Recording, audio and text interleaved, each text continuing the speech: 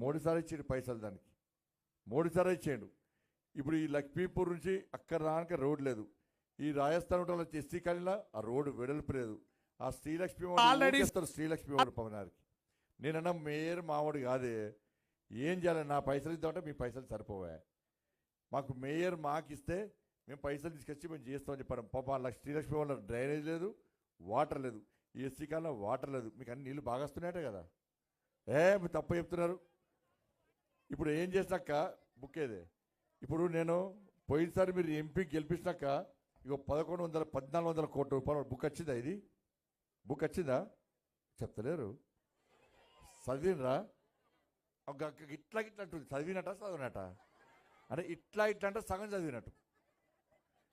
ఇది ఇన్ని 100 కోట్లు పట్టుకొచ్చినాం కాబట్టి ఇలా బుక్ కొట్టి మీకు పంపించిన, అవునా కదా? ఇప్పుడు ఇంకా పైసలు రవాణా వద్దా? మొన్న 4 నెలల క్రితం 134 కోట్ల రూపాయలు నీళ్ల కోసమని పట్టుకొచ్చి అప్పయిపోయిన కేంద్ర మంత్రిని విషి కొబ్బరికాయలు కొట్టించిన. 134 కోట్ల రూపాయలు ఆల్రెడీ ఉన్నాయి. దేనికోసం? మోడీ సార్ ఇచ్చిన పైసలు నీళ్ల కోసం. మోడీ సార్ ఏం చేస్తారంటే, ఇగో ఇవి నీళ్ల కోసం మాత్రమే వాడాలి, ఇవి రోడ్ల కోసం మాత్రమే వాడాలి, ఇవి లైట్ల కోసం మాత్రమే వాడాలని చెప్పి ఇట్లా పైసలు ఇస్తూ ఉంటాడు. మీరు నన్ను ఎంపీ గెలిపించారు కాబట్టి ఢిల్లీకి పోయి పైసలు వాడికి వచ్చిన, అవునా కాదా?